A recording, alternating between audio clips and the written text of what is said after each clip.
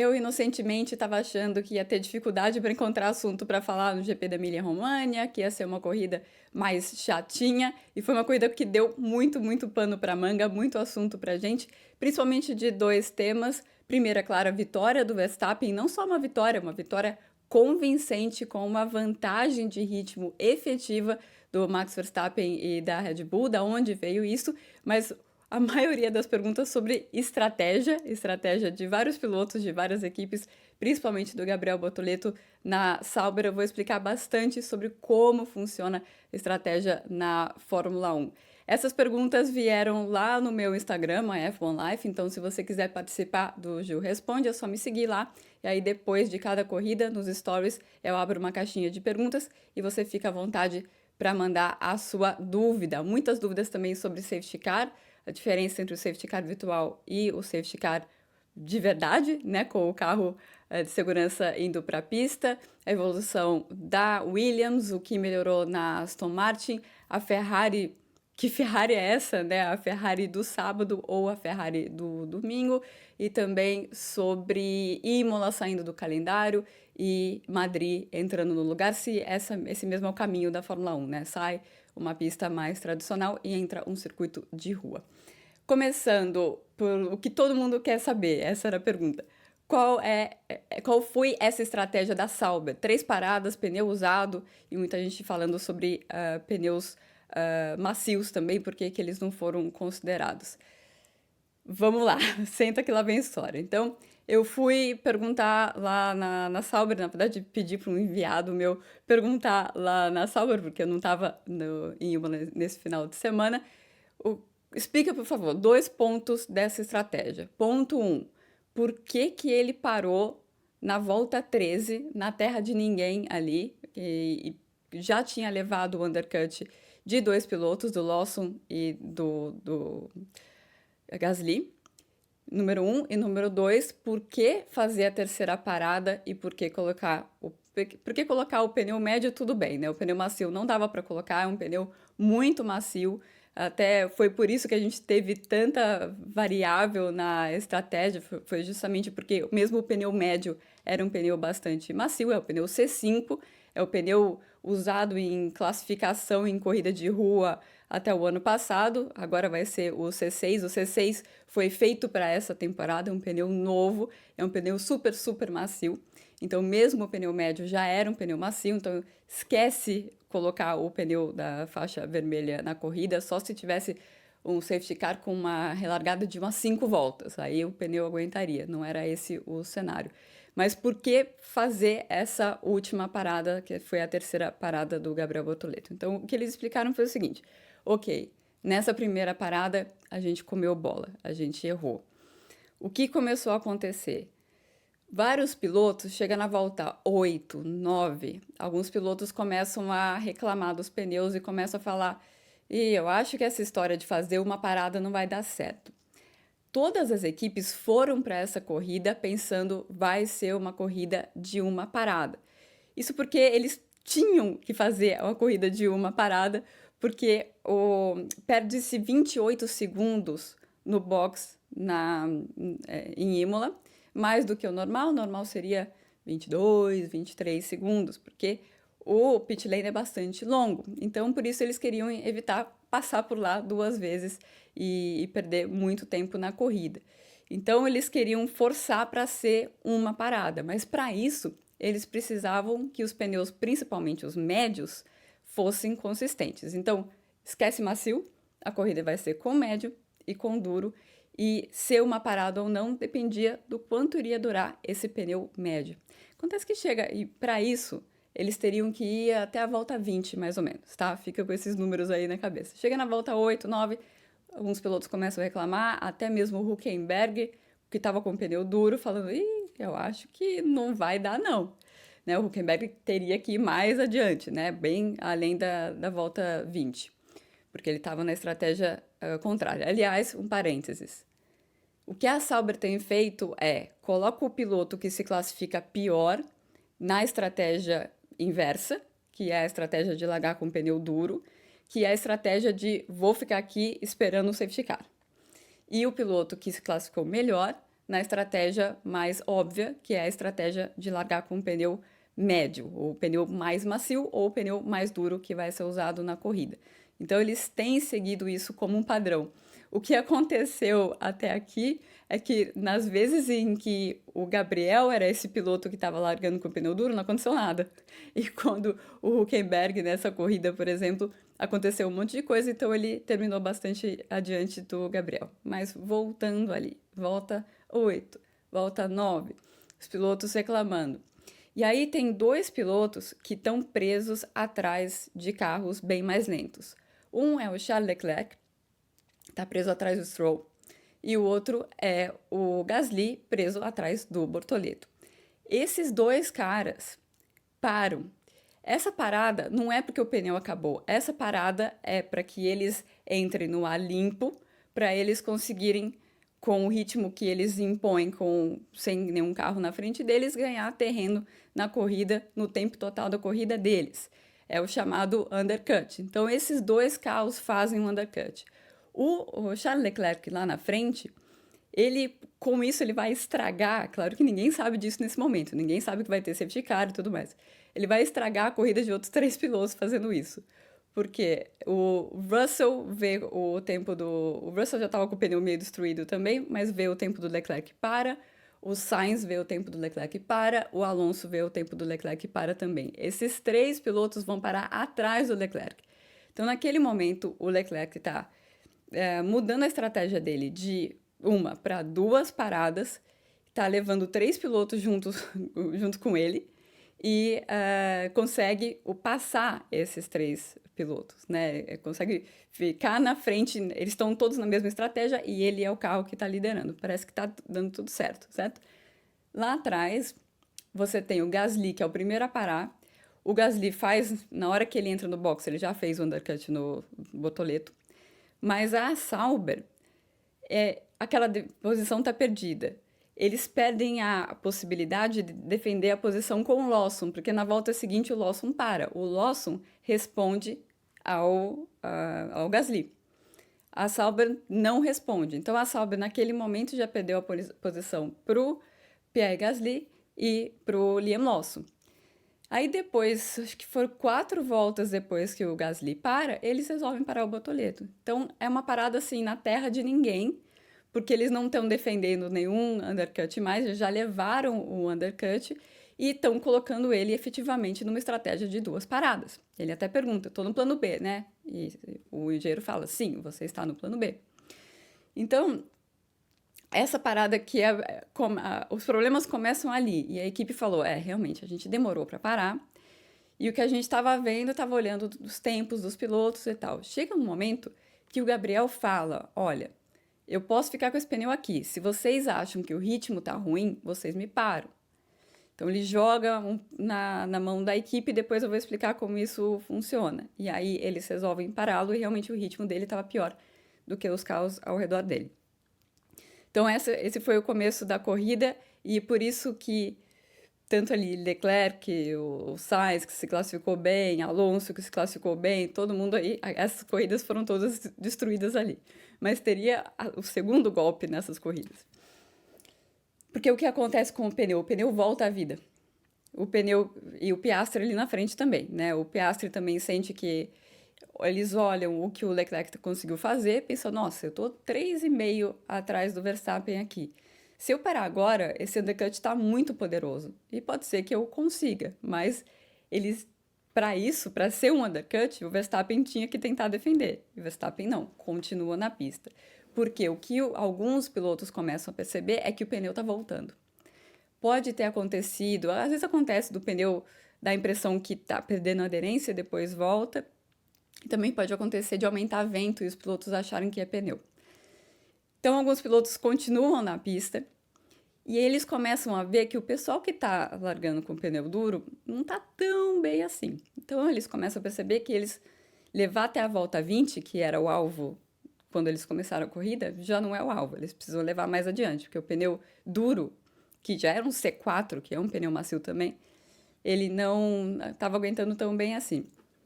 E aí eles vão ficando na pista até que o Lando Norris para uma volta antes do safety car virtual e os outros é o Albon, o Verstappen e o Hadjar, que fez uma corrida muito boa, param com o safety car virtual. Perfeito, porque aí eles levaram esse pneu médio até quase o meio da corrida, era a volta 20 e tralalá, e eles conseguiram economizar 10 segundos parando no safety car virtual. Perfeito. Aí tem o segundo golpe. Aí para quem tá com pneu duro, é um momento difícil porque tá cedo demais para colocar o médio e ir até o final. E é o que eles têm que fazer, eles colocam o médio, daí vamos ver o que acontece com esse pneu médio. E para esses pilotos que já trocaram e colocaram pneu duro, eles vão colocar o último jogo que eles têm, o segundo jogo de pneus duros, e eles vão ter que ir até o final com esse pneu. Não é um problema, mas aí você não consegue otimizar essa estratégia de 2 paradas. Então, o pessoal das 2 paradas, esquece. E o pessoal da uma parada fica numa situação complicada para o final da corrida. Isso se não acontecesse mais nada. Aconteceu mais um safety car. Aí acontece o safety car. O pessoal que tá com esse pneu médio agora, ufa, é o caso do Hamilton, por exemplo, né? Oh, posso trocar esse pneu? Vai lá e coloca o segundo jogo de pneus duros. O pessoal que tinha trocado o médio para o duro fala, tudo bem, vou colocar o duro de novo aqui para relargar bem até o final, que é o caso do Verstappen, que é o caso do Lando Norris também. E o pessoal que parou lá no começo não tem mais pneu, porque eles foram para a corrida com um médio e 2 duros, a maioria. Depois eu vou chegar no caso da Aston Martin, que é um caso à parte. E aí cada equipe toma uma decisão diferente. Tem piloto que, por exemplo, o Bortoleto voltou para o mesmo pneu que ele estava usando no começo. Aí a equipe falou o seguinte: a gente fez isso porque ele estava com uma parada grátis. O que significa parada grátis? Ele ia parar e ia voltar na mesma posição. Ele estava a 3 segundos do Lawson. O Lawson não para. E na boa, dava para ir com aquele pneu duro até o final. Não precisava parar. E não parou porque o pneu dele estava acabado. Parou porque eles entenderam que era melhor um médio usado na própria corrida, do que terminar a corrida com aquele pneu duro. E o Lawson ganha 3 posições com isso, porque outros pilotos param e ele não. Então, o Gabriel poderia também ganhar essas posições. E depois ele perde uma posição, se não me engano, para o Alonso, que o Alonso é um piloto que trocou por um pneu médio usado na classificação. Então, nenhuma das decisões que eles tomaram ajudou teve um efeito positivo na estratégia do Gabriel. Então, são coisas que com certeza a equipe vai sentar, vai rever, não tem nada da equipe tentar prejudicá-lo, absolutamente não. A equipe está precisando pontuar, a equipe não tem como pontuar com rendimento. Então, a equipe tem que pontuar com estratégia. Fazer uma estratégia boa quando você não tem rendimento no carro é muito mais difícil, é claro. Sempre o bom ritmo vai te ajudar a fazer uma boa estratégia. O que eles precisam é dar sorte com a estratégia, né? E chegou em um momento, se com a estratégia do Hülkenberg de largar com o duro, se só tivesse um safety car e ele fosse mais para frente, ia ser muito bom para ele, né? Mais para frente, depois que o pessoal de pneu médio já tivesse parado, obrigando esse pessoal de pneu médio a parar de novo, isso seria bom para ele. Então, nem para o Hülkenberg, nem para o Bortoleto deu certo a estratégia, mas com o Bortoleto houve erros bastante claros, inclusive que a equipe reconheceu. E os pilotos, eles podem escolher qual estratégia seguir, porque se foi só a equipe foi um desastre, tá falando do Bortoleto aí, mas tem outros pilotos também nessa, né? O Leclerc saiu bastante irritado com a estratégia da Ferrari e tudo mais. As pessoas às vezes não têm muitas preconcepções erradas a respeito de como funciona a estratégia de uma equipe de Fórmula 1, que é uma coisa muito importante para uma equipe. Obviamente não é definida por uma pessoa, obviamente não é definida pela mesma pessoa que está fazendo outras coisas, como, por exemplo, falar com os pilotos.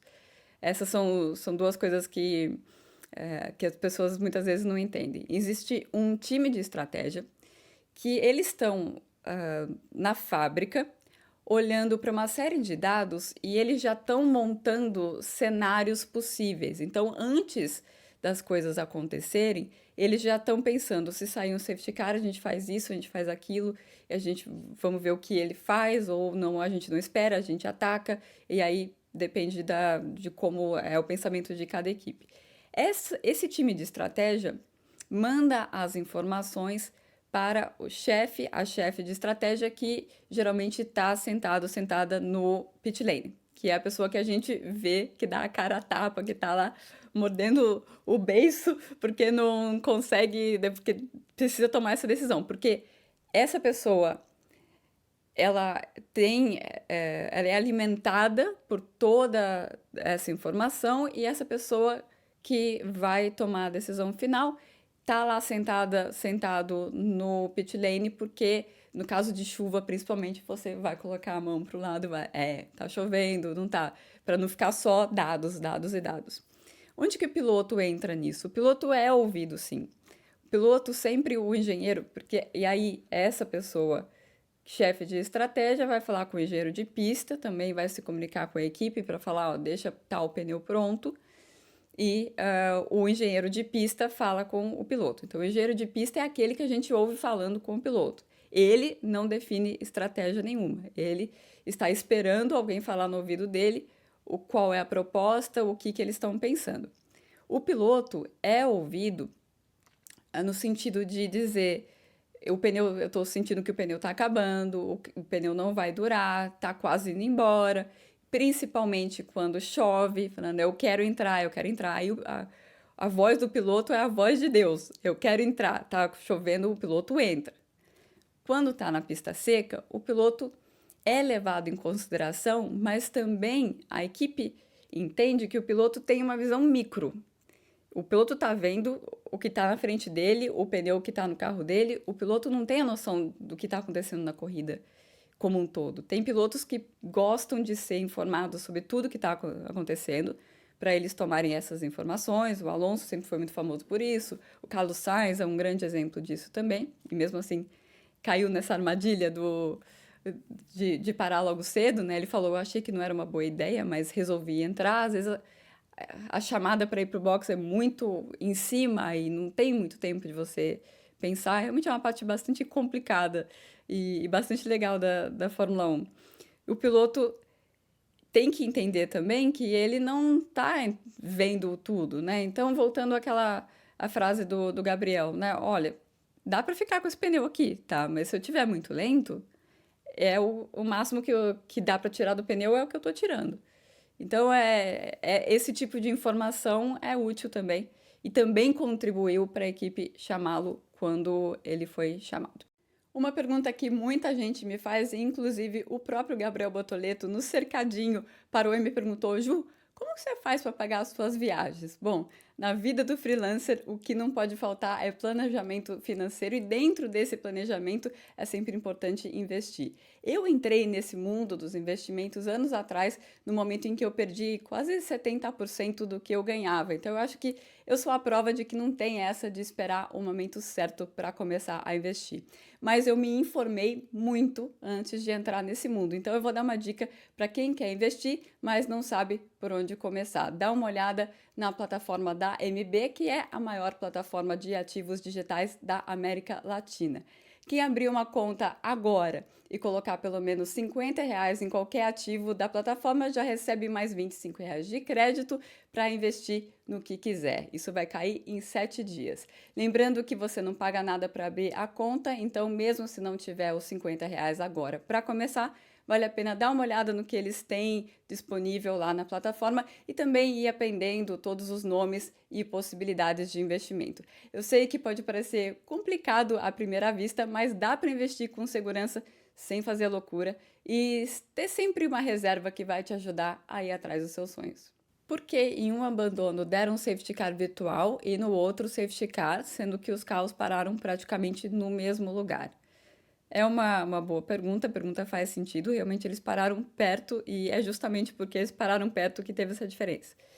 Quando o Ocon abandonou, ele parou e vieram os fiscais de pista e já empurraram o carro dele para a posição, que tem umas posições ali que já estão guardadas para carros que quebram ou que sofrem acidentes, certo? Quando o Kimi Antonelli parou no mesmo lugar, eles não podiam levar para o lugar onde eles levaram o Ocon, porque aquele lugar estava ocupado.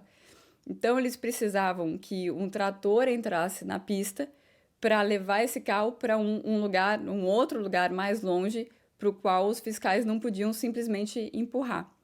Essa diferença entre ter fiscal na pista e ter um trator na pista é a diferença entre um safety car virtual e um safety car full, né? Um safety car com realmente o carro de segurança, porque aí você tem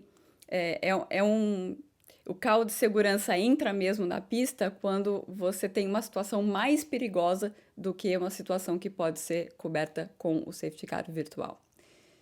Foi a Red Bull que melhorou ou foi a McLaren que piorou neste final de semana? Bom, a McLaren, os pilotos o tempo inteiro falaram: a gente não está lidando bem com esse carro, com esse pneu, as coisas não estão 100% para a gente, mas principalmente foi a Red Bull que melhorou sim.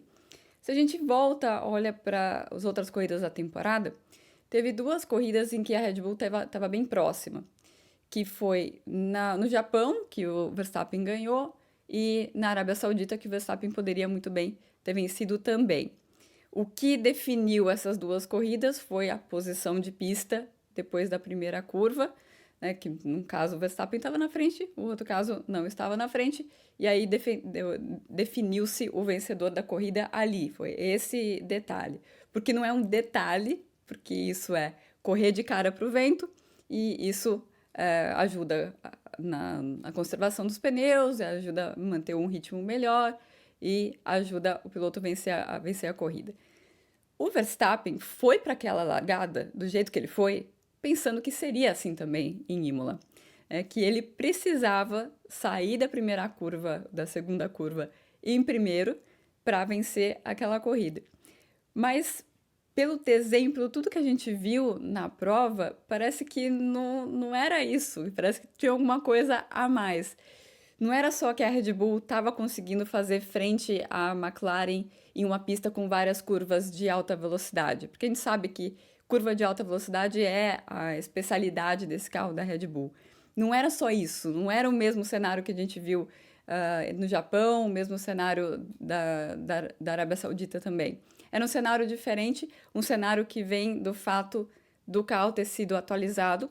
A atualização do carro ela não é gigantesca, mas o foco da atualização era fazer com que o carro ficasse mais estável nas curvas, que esse comportamento que cada hora entra na curva e no meio da curva ele dá uma balançada e tal, esse comportamento era o pior drama da Red Bull nessa temporada. E parece que eles conseguiram fazer isso, ou pelo menos com o acerto que eles conseguiram para Imola, inclusive o Verstappen falou muito disso, o acerto do carro estava muito bom.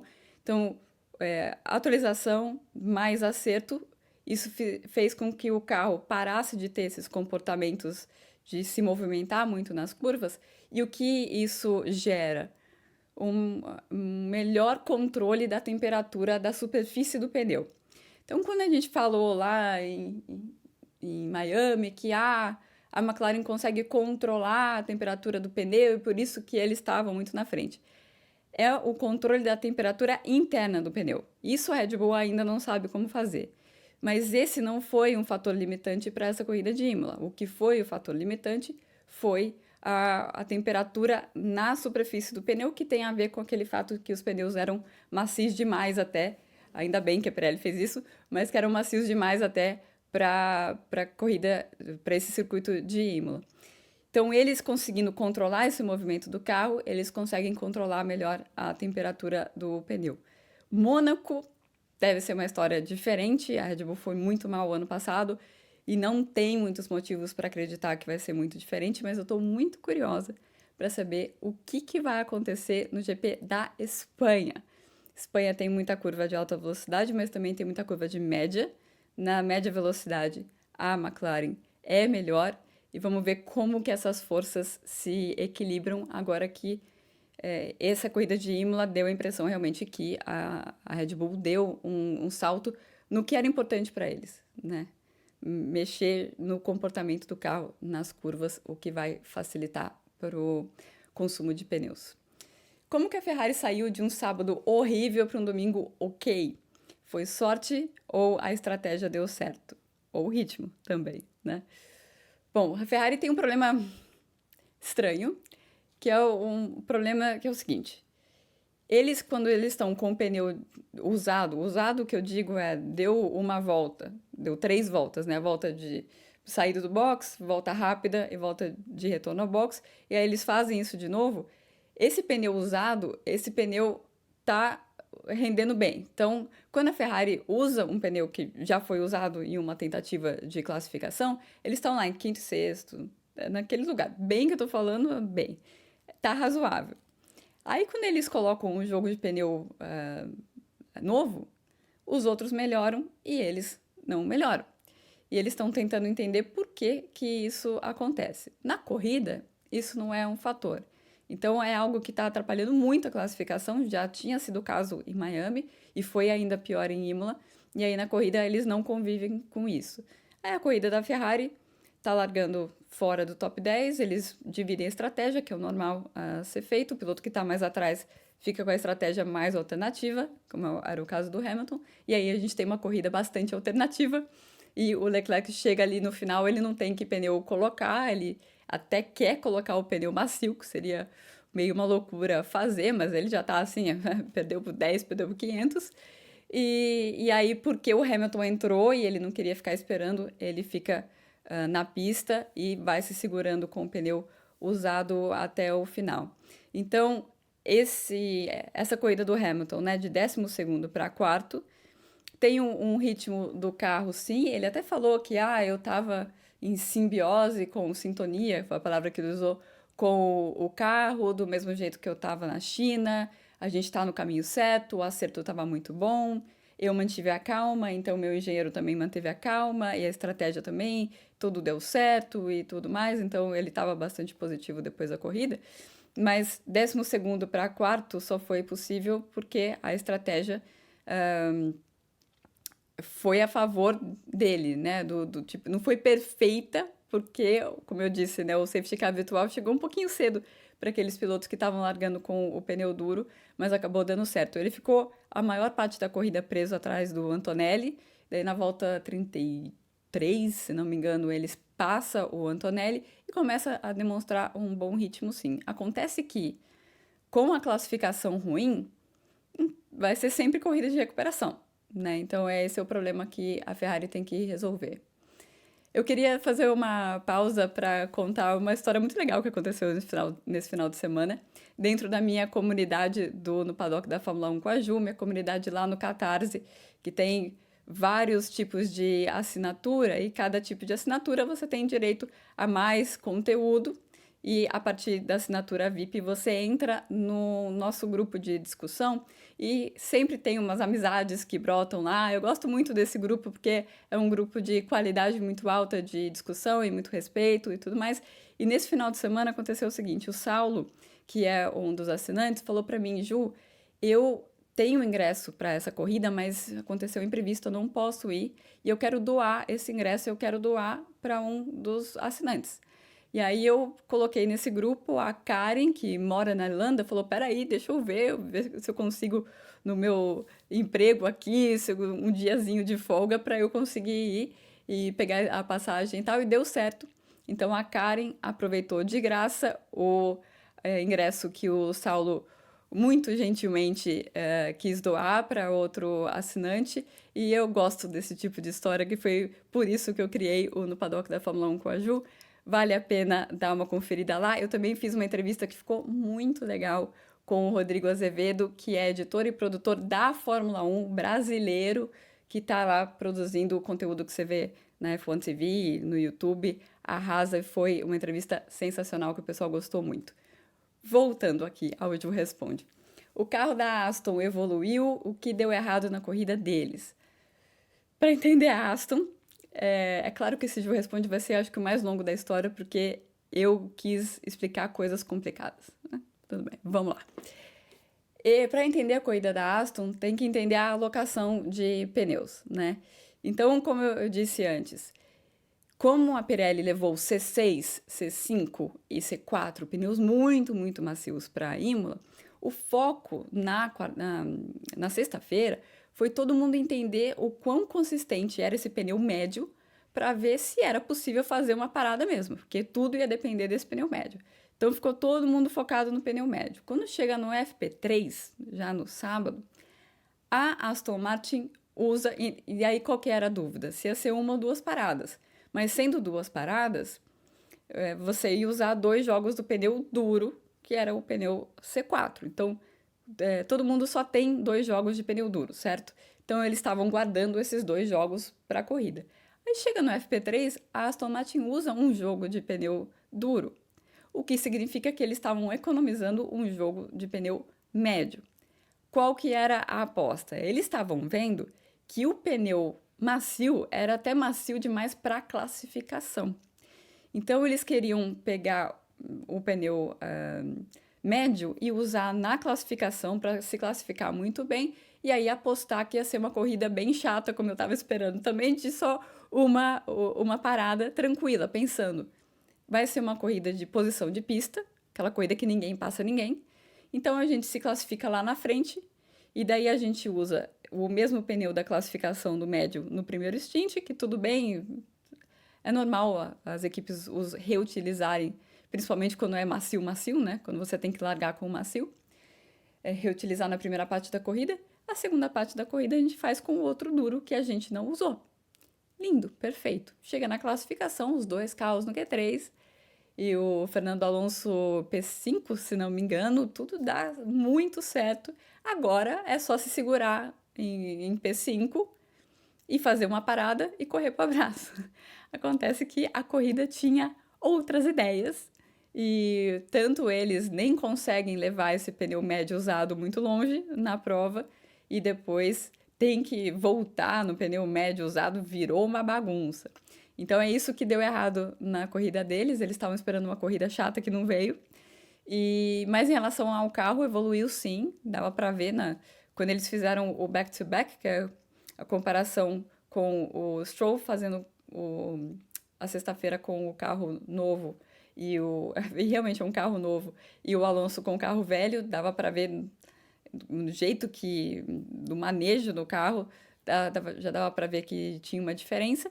Aí os dois foram para o pacote novo para o sábado e para o domingo, e é algo que é um alívio para a equipe, porque é o primeiro pacote que é validado no novo túnel de vento, o túnel de vento que é deles. Antes eles usavam o túnel de vento da Mercedes, e é o túnel de vento no qual o Adrian Newey está trabalhando para o carro de 2026. Outra equipe aqui, a Williams, melhorou muito nesse começo de temporada. Sabe o motivo? São vários motivos, mas acho que a gente pode voltar lá no começo do ano passado. Lembra do Sargent? Lembra aquela corrida da Austrália que ele não correu porque não tinha chassi? E não tinha chassi não é porque eles não tinham dinheiro para fazer, é porque o James Vowles tinha chegado na equipe e tinha visto um monte de processo que estava tudo errado de como fazer as coisas. E eu lembro de ouvir várias histórias da Williams de peça nova, estão usando não, porque não encaixou. Então, tinha problemas de manufatura na Williams, problemas muito básicos. O James Vowles chegou lá e falou, não, peraí, vamos começar aqui tudo do zero. E tudo começou a ser feito com mais cuidado talvez não seja a melhor palavra, mas um jeito mais eficiente e mais preciso, e isso atrasou a chegada do chassi no ano passado. Por que eu estou contando essa história? Porque aí eles colocam esses processos em prática por todo o ano para fazer o carro desse ano, e o carro desse ano perdeu vários quilos, entrou numa dieta forte. E perder peso, né? Agora é um carro que está abaixo do peso mínimo. Estando abaixo do peso mínimo, eles conseguem jogar com lastro. Então, primeiro, você não tem a pena de você estar andando com o carro mais pesado do que precisa, e você tem também a vantagem de você, com esse lastro, conseguir equilibrar melhor o carro. Então, só disso já faz uma diferença bastante grande, e tem vários processos que foram revistos pelo James depois que ele chegou lá. O James é um cara que gosta muito de aparecer e tudo mais, mas ele também gosta de trabalhar bastante e realmente tem feito bastante diferença essa profissionalização de tudo na Williams, e a chegada do Carlos também ajuda nesse sentido. Também é um cara que também gosta de trabalhar e que está chegando de uma equipe grande, né? E finalizando aqui, vamos trocar mais um autódromo por pista de rua? Essa é a tendência, porque vai sair Imola e vai entrar Madrid. Imola só estava no campeonato porque o Stefano Domenicali, muito astutamente, colocou Imola no calendário para forçar Monza a fazer a reforma que ele queria, que a Fórmula 1 queria que Monza fizesse, para se modernizar e para, principalmente, ter mais espaço para ingressos VIP, ingressos caros. Essa é a direção da Fórmula 1 no momento. Nós vamos para os lugares em que é possível comercializar o maior número possível de ingressos muito caros. E o projeto de Madrid, eles não entram porque eles são uma pista de rua, eles entram porque tem muito ingresso de hospitality, como eles chamam na Fórmula 1, tem muito, é uma proporção bastante grande, é uma proporção nível Las Vegas, Miami também segue essa mesma receita.